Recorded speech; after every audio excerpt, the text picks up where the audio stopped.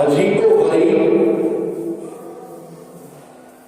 سبقوں کے حساب سے اللہ نے اپنے نبیوں اور رسولوں کو معجزے بھی عطا کیے۔ قرآن کریم کے اندر یہ معجزات اور قوموں کا ذکر بھی موجود ہے۔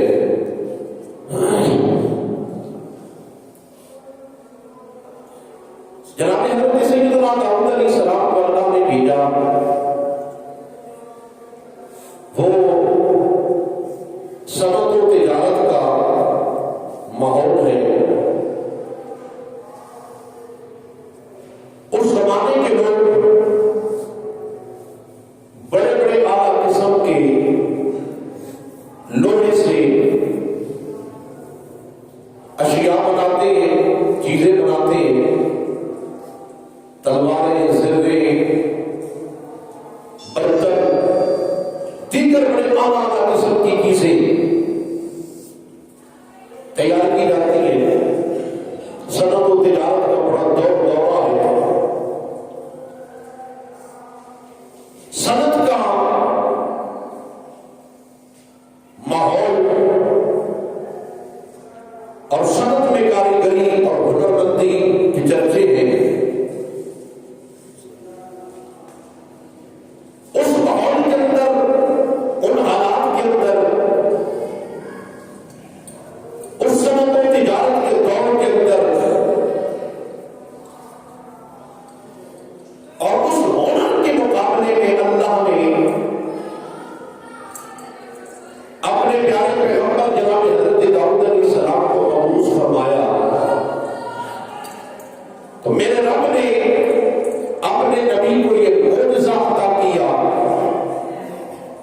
کہ لوگ بھٹیوں میں آگ جلا کے کئی منوٹنوں کے حساب سے بالش جلا کے لوہے کو گرم کرتے ہیں تو وہ نرم ہوتا ہے۔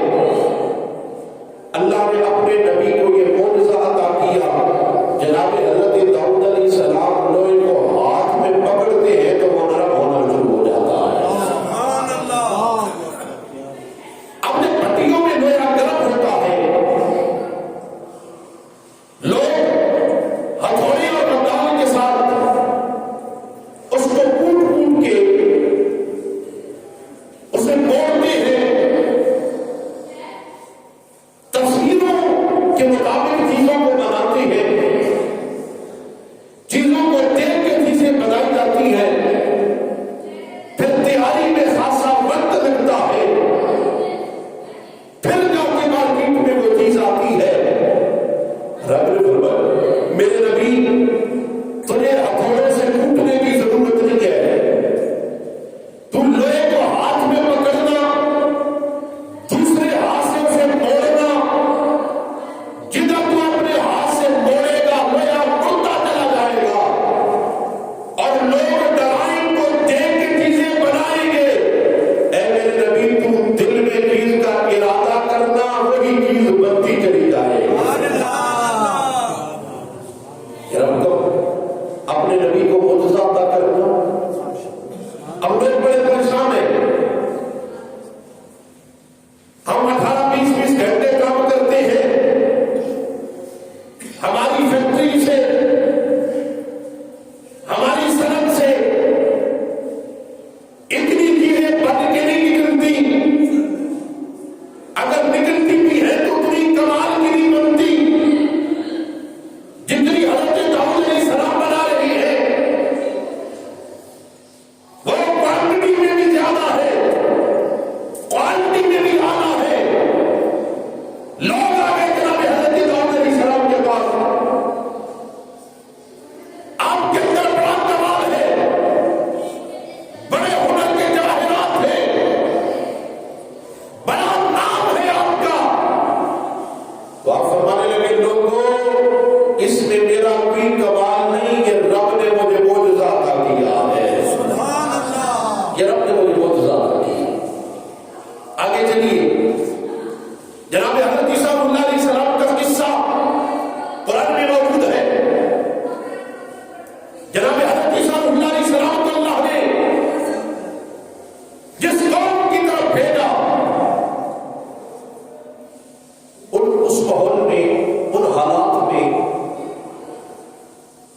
حکیموں اور طبیبوں کا دور دورہ ہے.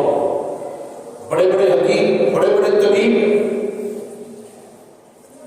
سکرات، بکرات، خیالی دوست جیسے حکیم موجود ہیں. اور تمام حکیموں کا ابتدا ہے، اگر بندے کے جسم کے ساتھ لگنے والا کپڑا بھی ان کے پاس آ جاتا ہے، انہیں پتہ چل جاتا ہے اس بندے کو بیماری کون سی ہے اور اسے دوا کون سی تجویز کرنی ہے. اتنے بڑے بڑے حکیم اور طبیب، ہر بیماری کا انہوں نے علاج نکال لیا. لیکن 3 بیماریاں ایسی ہیں جن کا علاج ان کے پاس نہیں. مادر صاحب بندے کو آنکھوں کا نور نہیں دے سکتے. کوڑ کی بس کی بیماری والا آ جائے اسے شفا نہیں دے سکتے. کوئی مردہ آ جائے اسے زندہ نہیں کر سکتے. اس کے علاوہ کتنی بیماریاں ہیں، ہر بیماری کو تشخیص کا ملکہ بھی ان کے پاس ہے، ہر بیماری کا علاج بھی انہوں نے تجویز کر رکھا ہے. لیکن یہ 3 بیماریاں ایسی ہیں ان کا علاج نہیں ان کے پاس. تو میرے رب نے ان حالات کے اندر، اس ماحول میں، اس زمانے میں اپنے پیارے پیغمبر جناب حضرت عیسیٰ علیہ السلام کو مبعوث فرمایا. سبحان اللہ. اور میرے رب نے جناب حضرت عیسیٰ علیہ السلام کو یہ معجزہ عطا کیا. فرمایا میرے پیغمبر، لوگ تیرے پاس مادر ذات نبی نے اندھے کو لائیں گے، تو ہاتھ پھیر دینا، میں رب اس کو شفا عطا کر دوں گا. سبحان اللہ. کوڑ کی بیماری والے تیرے پاس آئیں گے، ہاتھ پھیرنا تیرا کام ہے، شفا عطا کرنا میں رب الجلال کا کام ہے. سبحان اللہ. اور میرے پیغمبر جناب عیسیٰ، جب لوگوں کے پاس یہ تیرے معجزات جائیں گے نا، لوگوں میں تیرا نام بلند ہوگا کہ جس بیماری کا علاج یہ حکیم طبیب نہیں کر سکتے، اس بیماری کا علاج اللہ کے نبی جناب عیسیٰ اللہ کریں گے. مادر صاحب بندے آئیں گے، تو ہاتھ پھیرے گا، اللہ نے میں رب نے آنکھوں کا نور عطا کر دوں گا. کوڑ کی بیماری والے آئیں گے، تو ہاتھ پھیرے گا، شفا مل جائے گی. اب وہ تیرے مقابلے میں نکلیں گے، تیرے مقابلے میں وہ کیا کریں گے؟ میرے رب نے فرمایا وہ مردہ لے کے آئیں گے، مرا ہوا انسان لے کے آئیں گے، جنازہ اٹھا کے لائیں گے، اور تجھے کہیں گے کہ اگر تیرے پاس اتنا کمال ہے، ہم نے حکمت پڑھی، ہم نے حکمت کو عروج دیا، ہم بڑے حکیم اور طبیب ہیں، ہر بیماری کو جاننے والے بھی ہیں، بیماریوں کا علاج کرنے والے بھی ہیں. یہ 2 بیماریوں کا علاج جو تو نے نکال دیا، مادر ذات کو آنکھوں کا نور، کوڑ کی بیماری والے کو تندرستی، یہ ہمارے ملکے میں نہیں تھا، ہمارے حصے میں نہیں تھا، ہمیں اس کا پتہ نہیں تھا.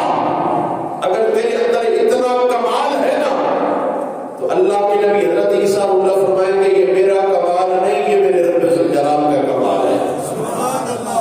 اس رب نے مجھے معجزہ عطا کیا ہے. وہ کہیں کہ اگر آپ اتنے کمال والے ہیں، اللہ کے نبی ہیں، پھر اس مردے کو زندہ کریں. تو میرے رب نے فرمایا میرے نبی گھبرانا نہیں، جا کے مردے کو ٹھوکر لگا کے کہنا تم بِإِذْنِ اللَّهِ، ٹھوکر مار کے اعلان کرنا تیرا کام ہے، اسے زندہ کر کے دنیا میں چلانا میرے رب کا کام ہے. جناب حضرت عیسیٰ اللہ کے پاس مردے لائے گئے، آپ نے ٹھوکر ماری، تو بِإِذْنِ اللَّهِ پڑھا، وہ اللہ کے حکم سے اٹھ کے چلنے لگے.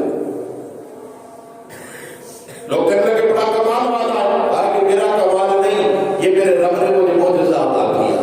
سبحان اللہ. اور میرے نبی نبی کی جب باری آئی نا، یہ بات بھی یاد رکھنا، سارے نبی معجزے لے کے آئے. میرے رب نے کسی نبی کو ایک معجزہ دیا، کسی کو 2 عطا کیے، کسی کو 3 عطا کیے، کسی کو 4 عطا کیے. باقی نبیوں میں زیادہ معجزے جناب موسیٰ کلیم کے ہیں، ان کی تعداد بھی 9 یا 11 ہے یا 17 ہے. تو رب نے فرمایا محبوب تجھے معجزے دے کے نہیں، تجھے سر سے لے کے پاؤں تک سراپا معجزہ بنا کے بھیجوں گا۔ لیکن نبی کے غلاموں نے آقا کے بڑے معجزات میں سے دو معجزے، پہلا بڑا معجزہ میرے نبی پاک نبی کا قرآن ہے، اور دوسرا بڑا معجزہ میرے مصطفیٰ کریم علیہ السلام کی سیر معراج ہے۔ سیر معراج ہے کیونکہ میرے آقا جس ماحول میں آئے، جس زمانے میں آئے، وہ پہلا زمانہ جب میرے آقا اعلان نبوت فرمایا، یا جس ماحول میں میرے آقا تشریف لائے، جو کیا میرے مصطفیٰ کی ولادت باسعادت سے لے کے قیامت تک یہ سارا زمانہ میرے مصطفیٰ کا ہے۔ حضور کے بعد کوئی نبی نہیں آنا، میرے آقا کو اللہ نے ختم نبوت کا تاج پہنا کے بھیجا ہے۔ اب دو زمانے بڑے اہمیتوں کے حامل ہیں۔ ایک پہلا زمانہ جب میرے آقا اس دنیا میں جلوہ گر ہوئے، میرے آقا نے اعلان نبوت فرمایا، وہ زمانہ بیان کا در ہے، لوگ بڑے فصیح و بلیغ عربی بولنے والے ہیں، 18 گھنٹے عربی کو تقریر کرنے والے ہیں، ایک لمحہ بھی رکنے والے نہیں۔ بڑا ناز ہے ان کو، بڑا نخرہ ہے، بڑا مان ہے کہ ہمارے ساتھ عربی میں کوئی بات چیت نہیں کر سکتا، کوئی مقابلہ نہیں کر سکتا، کوئی مکالمہ نہیں کر سکتا، کوئی مناظرہ نہیں کر سکتا۔ عربی دانا ہے، بڑا دعویٰ تھا، بڑا دعویٰ تھا۔ تو میرے رب نے اپنے محبوب کو پہلا بڑا معجزہ قرآن عطا کیا، پہلا بڑا معجزہ قرآن عطا کیا۔ اور قرآن کریم کی سورۃ الکوثر جب نازل ہوئی نا، میرے رب نے فرمایا محبوب یہ سورت میں نے تیرے سینے پہ نازل کر دی ہے، اب میں کعبۃ اللہ کی دیوار پہ سے لکھوانے لگا۔ کعبۃ اللہ کی دیوار پہ سورۃ الکوثر لکھی گئی۔ اب مکے والوں کا یہ طریقہ ہے، یہ انداز ہے، روزانہ جب صبح اٹھتے ہیں نا تو سیدھے حرم شریف کے اندر آتے ہیں، وہاں پہ ان کی محفلیں لگتی ہیں۔ آج جب کافر اپنے گھروں سے اٹھ کے آتے ہیں نا، آپ یہ دیکھتے ہیں کعبۃ اللہ کی دیوار پہ سورت لکھی ہے، پڑھتے ہیں سارے، اِنَّا أَعْطَيْنَاكَ الْكَوْثَرَ فَصَلِّ لِرَبِّكَ وَانْحَرْ إِنَّ شَانِئَكَ هُوَ الْأَبْتَرُ۔ سارے پریشان ہیں، یہ کلام کس کا ہے، یہ کس نے لکھا ہے، کس نے لکھوایا ہے؟ سارے پریشان ہیں کہ ہم بھی بڑی فصیح و بلیغ عربی بولتے ہیں، بڑے اعلیٰ نسل کی ہم عربی بولنے والے ہیں، لیکن یہ ہماری عربی کا کلام نہیں، یہ عربی کا انداز کتنا خوبصورت ہے۔ اِنَّا أَعْطَيْنَاكَ الْكَوْثَرَ، اتنے خوبصورت الفاظ، اور ان الفاظوں کا ملاؤ کیسا ہے، ان کا ٹھہراؤ کیسا ہے، یہ پڑھنے میں کتنے خوبصورت ہے، یہ بولنے میں کتنی اعلیٰ ہے۔ پہلا آیا پڑھ کے ادھر ہی کھڑا ہو گیا، ان کو دیکھنے لگے، دوسرا آیا وہ بھی دیکھنے لگے، تیسرا آج سارے جمع ہو گئے کافر، اس سورت کو پڑھ رہی ہیں، بڑے پریشان بھی ہیں، آپس میں مشورہ کرنے لگے، یہ کس کی زبان ہے؟ یہاں عربیوں کی زبان تو نہیں، مکے والوں کی زبان نہیں، قریشیوں کی نہیں، ہاشمیوں کی نہیں، اس کلام کا مالک کون ہے؟ بڑے بڑے شاعر موجود ہیں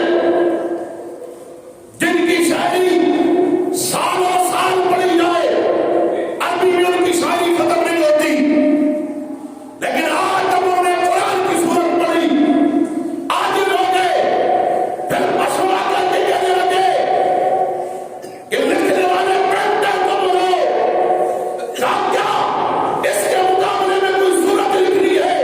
کہا نہیں، ہم نے مجال نہیں، ہم اس کا مقابلہ کر سکے، یہ زبان بھی اعلیٰ ہے، یہ کلام بھی اعلیٰ ہے، اور اس کا کلام، اس کلام کا جو امام ہے وہ بھی کوئی اعلیٰ ہے۔ اب پینٹر آ گیا، اور کافر کہنے لگے مشورہ کے لکھائیں تو آگے کیا لکھے تو کیا لکھیں، اس سے لکھوائیں تو کیا لکھوائیں، کیا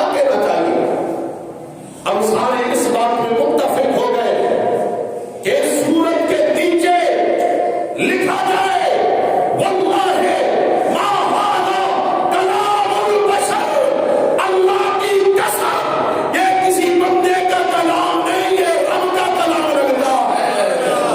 سبحان اللہ، یہ کسی بندے کا کلام نہیں، یہ رب کا کلام لگتا ہے۔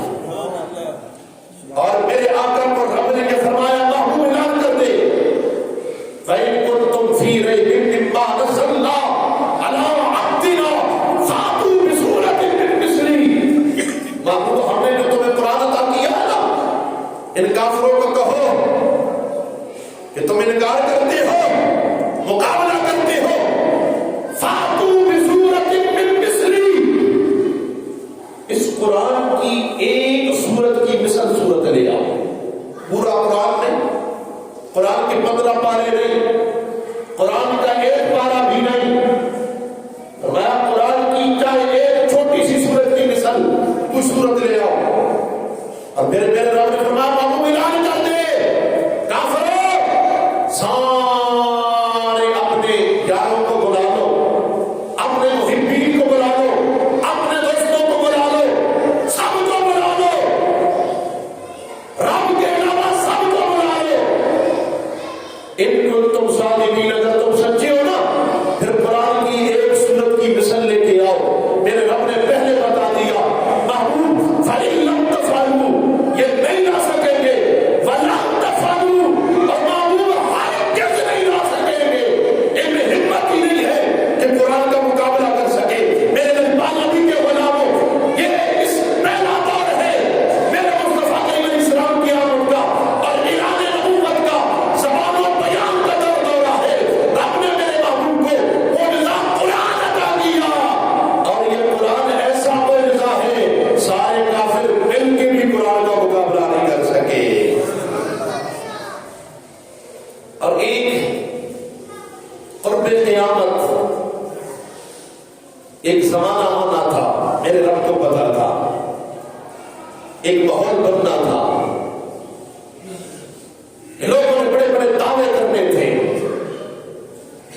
اور ان دعووں میں ایک دعویٰ سائنسدانوں کا، ایک کام ان کا، ایک فعل ان کا، ایک کافروں نے مل کے، انگریزوں نے مل کے، سائنسدانوں نے مل کے، اس میں مسلم سائنسدان بھی ہیں، انہوں نے ایک جہاز تیار کیا، نام اس کا اپولو 11 رکھا، اس پہ جب لوگ سوار ہوئے اور سوار ہو کے ان کا دعویٰ یہ ہے کہ ہم چاند پہ گئے، ان کا دعویٰ یہ ہے کہ ہم چاند پہ گئے، اور اب سائنسدان یہ دعویٰ کر رہے ہیں کہ ہم نے چاند پہ جا کے اپنے گھر بنانے ہیں، ہم نے خلا میں رہنا ہے۔ میرے مصطفیٰ کریم علیہ السلام کے غلاموں، چاند ہے پہلے آسمان پہ، جس کو آسمان دنیا کہتے ہیں۔ چاند کون سے آسمان پہ؟ پہلے آسمان پہ، پہلے آسمان پہ، اور جانے میں اور واپس آنے میں کئی مہینوں کا وقت انہیں لگا، اور اپولو 11 کو تیار کرنے میں، جس میں ہمارے پاکستان کے 3 سائنسدان موجود تھے، اس اپولو 11 کو تیار کرنے میں کئی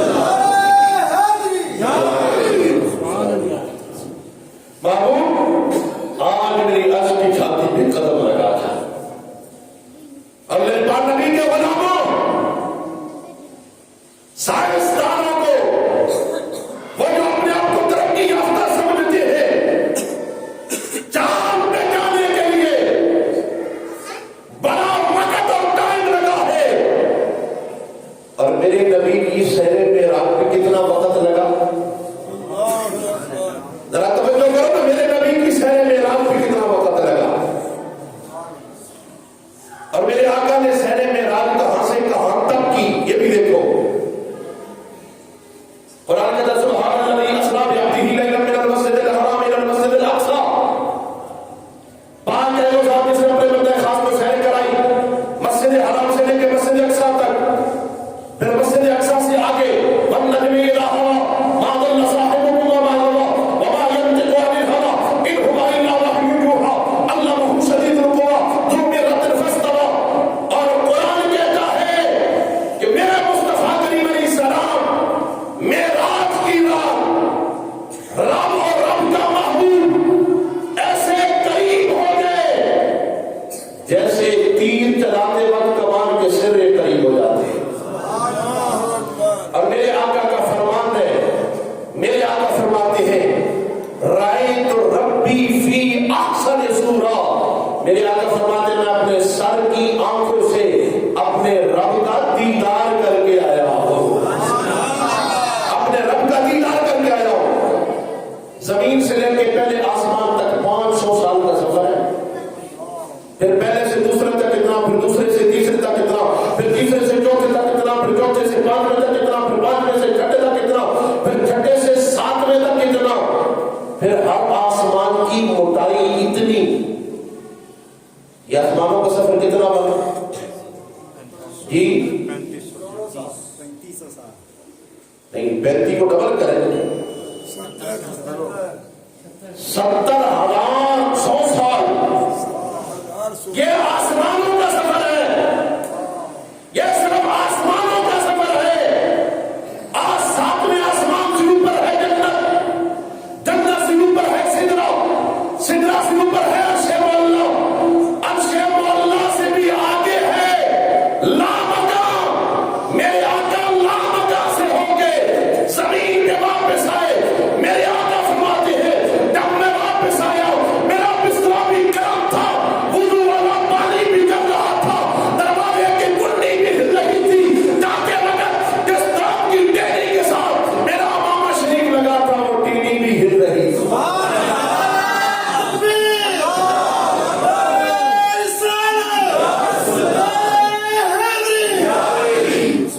میرے محبوب کی سیر معراج کو کتنا وقت لگا، اور سائنسدان گئے ہیں سفر کر کے، سائنسدان گئے ہیں سفر کر کے، میرے آقا سفر کر کے نہیں، میرے آقا تو سیر کرتے ہوئے تشریف لے گئے۔ سفر اور سیر میں فرق ہے نا، سفر جلدی جلدی ہوتا ہے، پہلے وہ جو مہینوں کا گھوڑے گدوں خچروں پہ سفر ہوتا تھا وہ گاڑیوں پہ آ گیا، اور گاڑیوں سے پھر اعلیٰ گاڑیوں پہ آ گیا، اب ان اعلیٰ گاڑیوں سے بھی اور اچھی قسم کی گاڑیاں نکل آئی، گاڑیوں سے پھر بحری جہازوں پہ آیا، بحری جہازوں سے اب ہوائی جہازوں پہ آ گیا۔ جو پہلے مہینوں کا سفر تھا وہ ہفتوں میں طے ہوتا ہے، جو ہفتوں کا تھا وہ دنوں میں ہوتا ہے، جو دنوں کا تھا وہ ایک ہفتے میں ہوتا ہے، ایک ہفتے کا سفر ایک دن میں ہوتا ہے، ایک دن کا سفر ایک گھنٹے میں ہوتا ہے، ایک گھنٹے کا سفر 5 منٹ میں ہوتا ہے۔ یہ سفر کا کمال ہے، اور بندہ سیر کرتے ہی جائے، باہر کا موسم ہونا، بندہ صبح صبح نکلے نماز فجر ادا کرے، یہ فضل پورا کے روڈ سے ہوتا ہوا سکیم نمبر 2 والی پارک میں چلا جائے، پھول کھلا ہو، شبنم برسی ہو، بندے کا دل کرتا ہے اللہ کی رحمتوں کا نظارہ دیکھتا رہے، رب کی قدرت کے کرشمے دیکھتا رہو۔ سنو میرے نبی پاک نبی زمین سے چلے، مسجد حرام سے چلے مسجد اقصی تک، اس سفر کے اندر میرے آقا نے جو کچھ دیکھا اگر اس کو بیان کیا جائے کئی گھنٹوں کی تقریر، اور میرے آقا مسجد اقصی سے پہلے آسمان تک، پہلے آسمان سے جتنی مخلوق کا مظاہرہ کیا، پھر دوسرے والوں کو دیکھا، پھر تیسرے والوں کو دیکھا، پھر چوتھے والوں کو دیکھا، پھر پانچویں والوں کو دیکھا، پھر چھٹے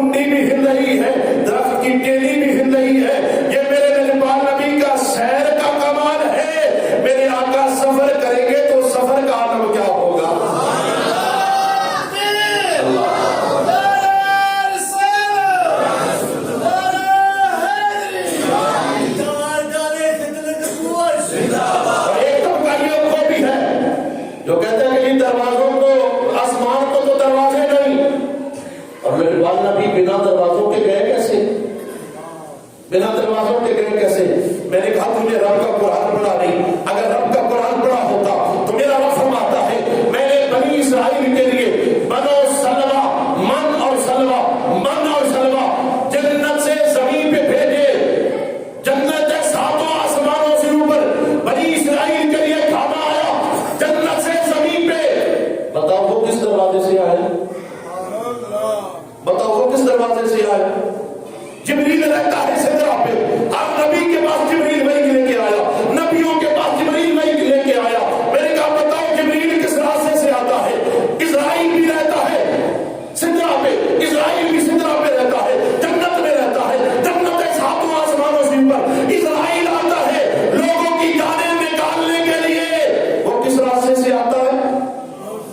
وارم چشتی کہتے ہیں سینے راج کا راز محبت تھا نہیں سی کسی کی سمجھ سے آن والا صدیہ طالب تی قیامت رو جبریل سی سامنے جان والا بابے کہتے بنا دروازیاں دے کیویں کی آج سے جان والا امر عقل نو تھے کیے دخل جانے جان والا یا جانے لے جان والا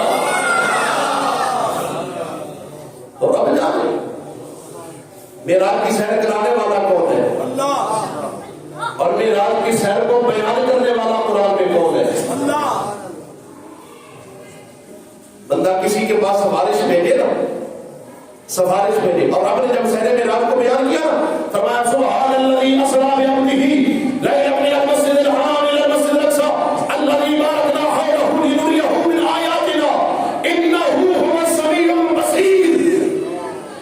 بندہ جب کسی کی سفارش کرتا ہے نا پہلے وہ اپنا لیٹر پیڈ لاتا ہے، لیٹر پیڈ کے اوپر بھی لکھا ہوتا ہے کہ کہاں سے چلا، غوثیہ مسجد کا بھی لیٹر پیڈ آ گیا، اوپر لکھا ہوا ہے جہاں مسجد غوثیہ رضویہ، لیٹر پیڈ پہ اب نیچے لکھی جاتی ہے تحریر، تحریر کے بعد نیچے مور لگائی جاتی ہے، مسجد حالیہ حالیہ کے انتظامیہ کے صدر ہے جناب حافظ محمد اشفاق صاحب، وہ اپنی مور لگائیں گے، بندہ عزیز محمد عبداللہ حقانی اپنی مور لگائے گا، پھر جس کے پاس پہنچے گا اسے پتہ بھی چل جائے گا، اسے پتہ بھی چل جائے گا یہ لیٹر بھی غوثیہ مسجد کا ہے، بھیجنے والا بھی غوثیہ مسجد والے ہیں۔ میں نے کہا معراج کی سیر کا لیٹر تو دیکھو، لیٹر ہے سبحان اللہ، رب کا لیٹر ہے، نیچے مور بھی رب کی ہے، انہ هو السمیع البصیر،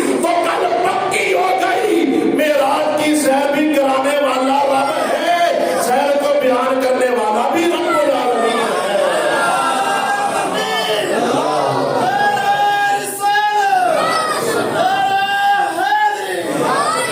اب معراج کی سیر کا جو انکار کرے وہ قرآن کا انکار کرنے والا ہے، معراج کی سیر کا جو انکار کرے وہ کس کا انکار کرنے والا ہے؟ قرآن کا انکار کرے، اور جو قرآن کا انکار کرے، جو قرآن کا انکار کرے اس کا اسلام کے ساتھ کوئی تعلق نہیں۔ اللہ میری آپ سب کی حاضری اپنے دربار میں قبول فرمائے۔